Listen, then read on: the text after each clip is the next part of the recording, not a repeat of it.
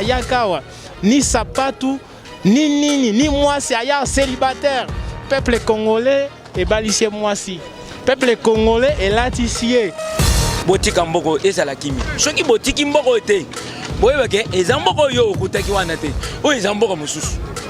Tokomi pe ebele koleka. Nenga tokotondela muntu na ndako na ye Kabila regrette.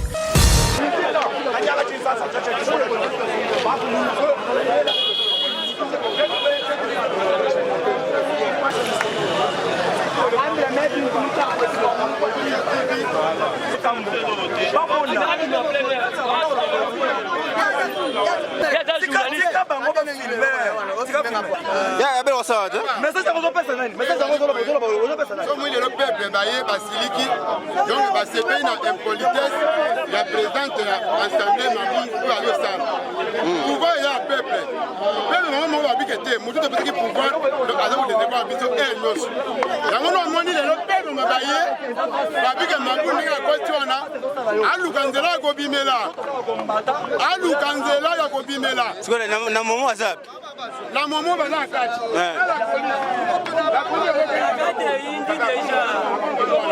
papa, la vérité. La députée.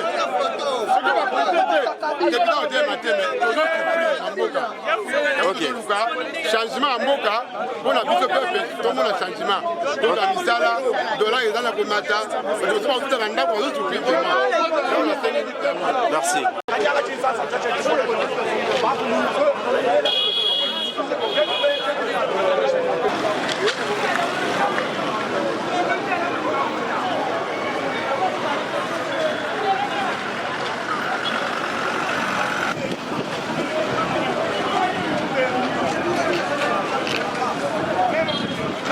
Moi net bois luka ya to a tu libo luila mo be bois tu be kuyata janini mabunda mo parlement bois le parlement ken nchiju wenza na shimoela to ken produire na shibo lu bumoela to il faut aller umbuka mabunda mwenza bois luka ya bon bois lu butu ite na butu ite ba mai selon mi menyi mi gandu bia parlement il fallait un rapport budgétaire mais ka to ki mwenza rapport budgétaire auto pine bantu babo ba FC sabo benda ba mubwelela hanyuma benda ba kase pine ba député ba vunye menje ba ke ba kwenzela peuple mujumu kibwa ka mba juru la dossier ki dossier tuite tu ba lui la mwabeo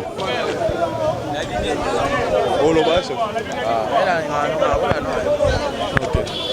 ngebe ja muchiro ba chidobo tunangane na muno kwambuka na ngai même nyuma ya chiluba chiji bikese tuna mengana peso ka réponse kana chiluba ko chiluba ndi Nagoro va bien. Ok. Tomonio awa, problème ni les autres s'est passé. Tomoni ba te belé awa. Qu'est-ce qui se passe ici? Toyo kakaka walubwa mabundu. Ah mabunda mona net mais moi ba jahante. To balo awa ko déclarer mabunda yeka tene ba jingu mwana shodo mulenda to kwami masusi mema nye yao. Kene ba bunyi ba uleje menyo nsinga mema do mulwa mabunda. Imujinge yenye afana choko fort. To ba injene ba to sede nenda no byanza to nti ba mona ba kwanza nenda kwa jiki.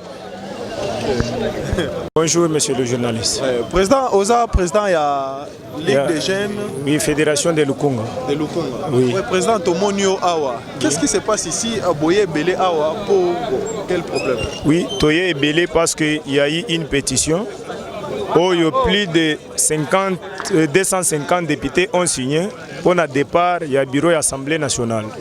Où Toya qui a déposé journée samedi passé. D'habitude, une fois pétition déposée, le bureau actuel ne peut plus engager l'Assemblée nationale. Jusqu'à tel point que dans 72 heures, Oyaza Mukolona, les deux plus jeunes, va convoquer plénière extraordinaire pour débattre. Alors, c'est supposé que Mabunda na bureau na va engager l'Assemblée nationale. Curieusement, hier, après le discours du chef de l'État, tout le monde a rapporté l'Assemblée nationale a convoqué plénière les lots. C'était l'insulte contre le peuple congolais. PPRD FCC baskanda respect la constitution ya mibe komboka. Pour nani ne balingi ba respecter règlement intérieur de l'Assemblée nationale. Il y a une biso population parce que ici toza en tant que peuple congolais et non pas couleur politique. Toye ko défendre intérêt du peuple congolais ou eza bafoué na bâtiment bozomo na Assemblée nationale. Il y a un toye jusqu'à ce que plénière ekota te. C'est ça utilité na biso ou bit na biso place.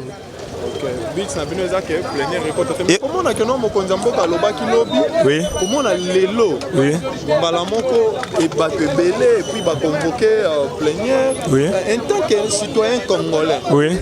Souci na yo clé ezani. Souci na ngai ezake mokonzi mboka alobi le premier citoyen de la République à lobby. Alors dès que le président a parlé, bisognon si photo landa oya lobby. La coalition n'existe plus. C'est-à-dire, soit que Mabunda za présidente de l'Assemblée nationale, c'est suite à la coalition wana, de to sangana ki to ponaki ye. Dès lors que mokonzi alobi il a mis fin à cette coalition et qu'il y a une pétition, oyo et lingia ko ce bureau na bango, Mabunda doit se calmer. Bazolo bazana majorité, mais ba aligner débat na l'Assemblée nationale, so bazana majorité ko tikala, so ba na majorité te akokweya. Pendant toutes ces agitations de la part du FCC, batindi ba jeune na bango lelo, ba yena ba machette na minduk chose grave. Chaleur na munduki, ba beti combattant na biso lisasi awa. Akufite to memi na hôpital. Bomona ki président na biso Jekobe ya force du progrès. La police est censée protéger le peuple congolais. Sur instruction à Mabunda, ils ont bêté biso ba gaz lacrymogène. Bino moko bazaki ba témoin bomona ki président Jeko akoyaki. Na 5 combattants na se. Toko désarmé jusqu'à tel point que ba ko aligner pétition wana pour que Mabunda akoya. Je crois que dans les heures à venir, le président va nommer l'informateur pour que le peuple congolais a retrouvé souci naye, sourire naye. Pour que Sengo, parce que tant que tu votes qui, tu le bagi changement, tu mona que baninga na biso, bagi pour un changement, bagi pour que le président a travaillé bien pour que bazong en 2023. Biso en tant que peuple, tu le bité, moi na mboga ndaza na pouvoir, parce que Kabila est rwandais, tout le monde le sait, mais ton dimagi mais dès lors que Rwandais pour azong et pas na bango alinga boma biso, yango des peuples congolais partout à Télémi. Alors que cette fois-ci, moi je suis au pouvoir de biso nyonso. Bomona ke président Jean-Pierre Bemba, président Moïse Katumbi. Bango nyonso ba to sangani, to saler lo dans l'union sacrée pour la République. Pour que to longola bango ba étranger nyonso bazana mboka na biso. To yebi même na armée bazali.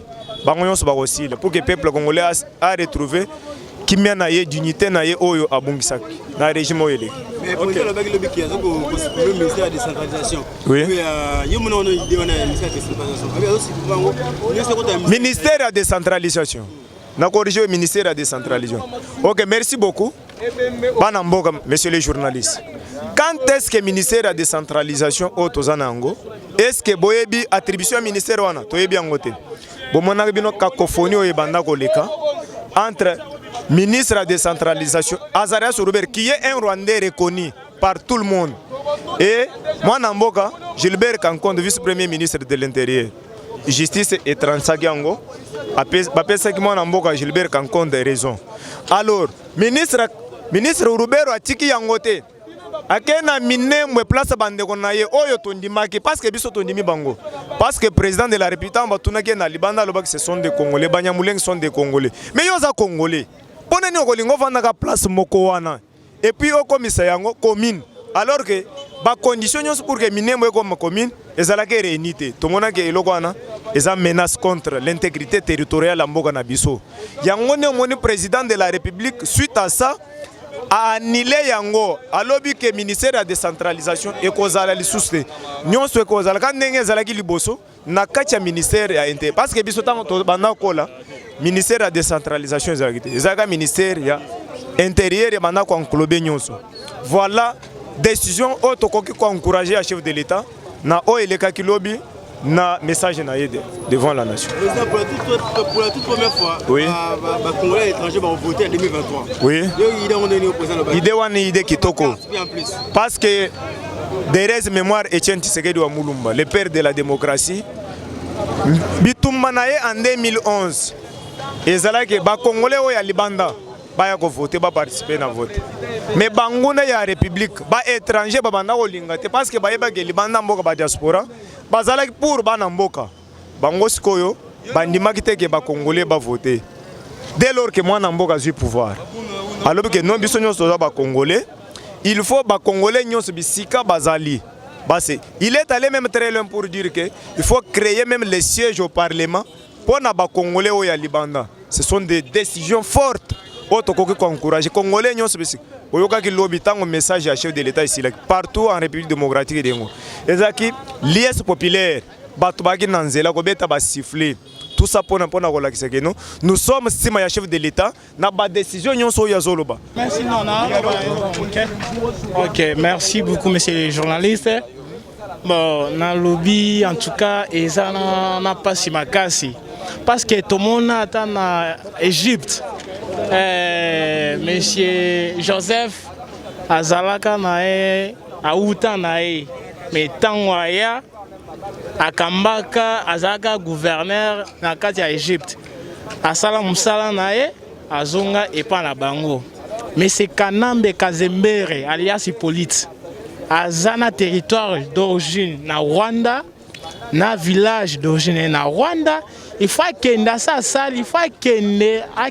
Rwanda tranquillement, parce que Ayakawa, ni Sapatu, ni moi, c'est Aya célibataire.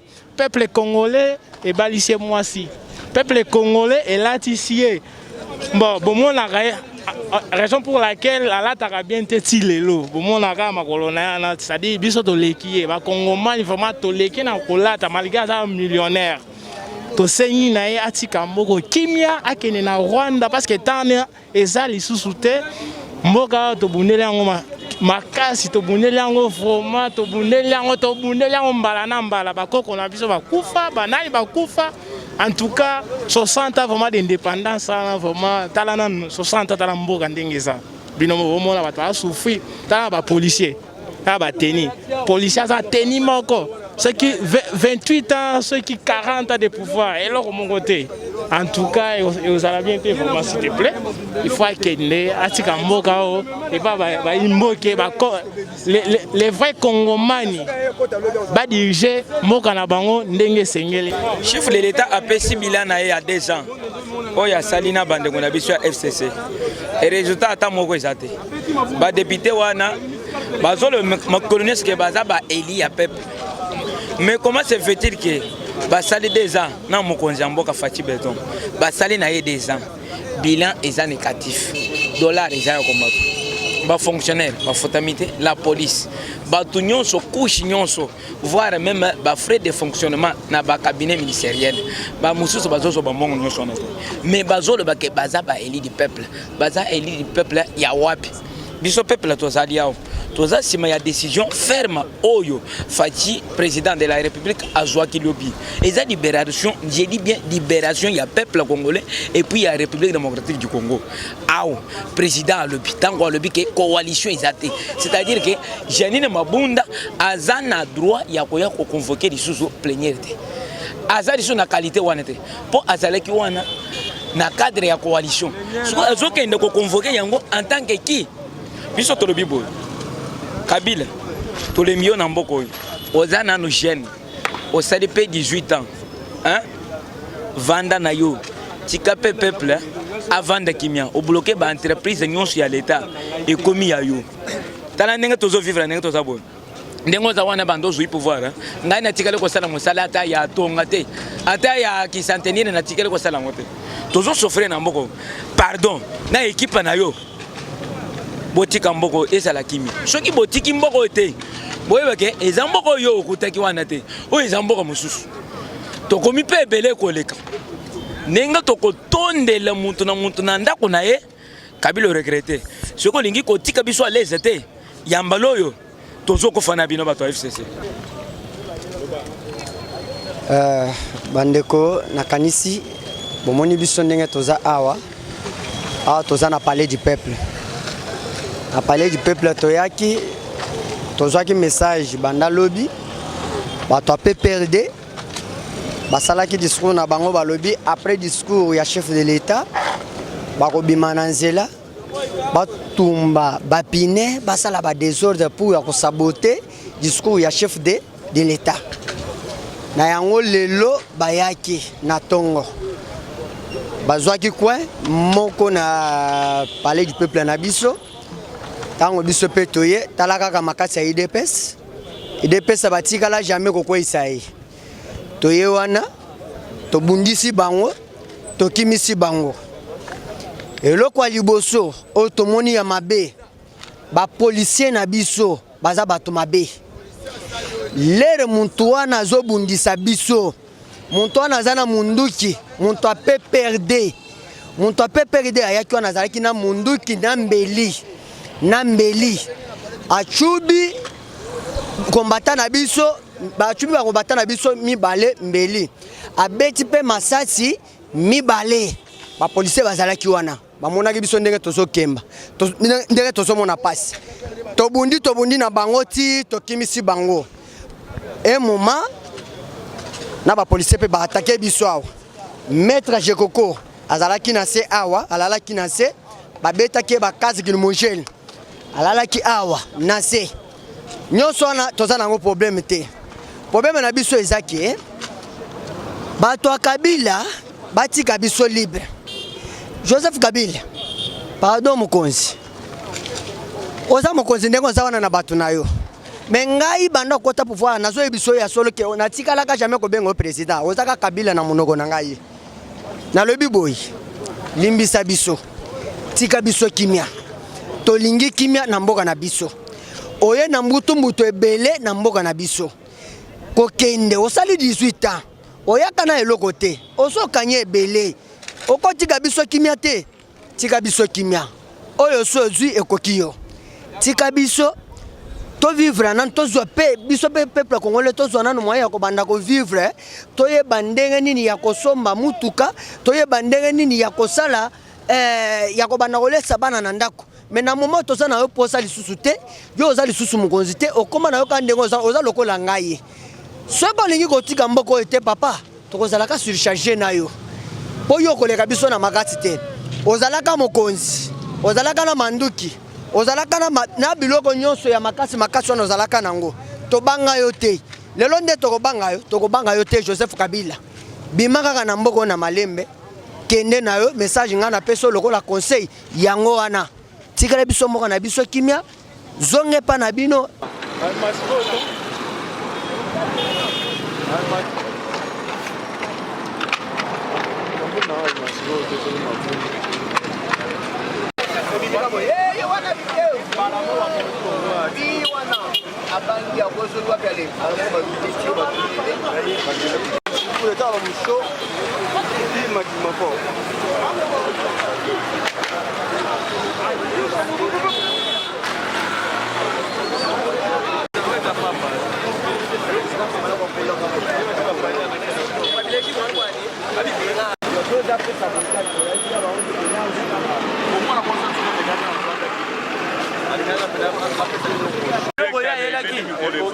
ayelaki ka problème akonje ndenge alinga komaka wana bango barespecta na constitution te okonje wana mpe ezalaka na constitution ifo oprolonge osola mais ye alingaka ye boye alobi ka fokobolekasa aloba nini ale apesi bino konje esili oyo Jean-Marc ndenge aza na akende adia na consigne kanda nyama ndenge bango mpe basalaka ye alobi te nde na akende boye soki papa atomboli bor nazoyebisa ozala omona ngo nga na sina moni yango atomboli bor asali nango mpe mwa distance ya molai Jean-Marc aza wana atomboli bor kutu ale abwaki yango azongi azwi mesa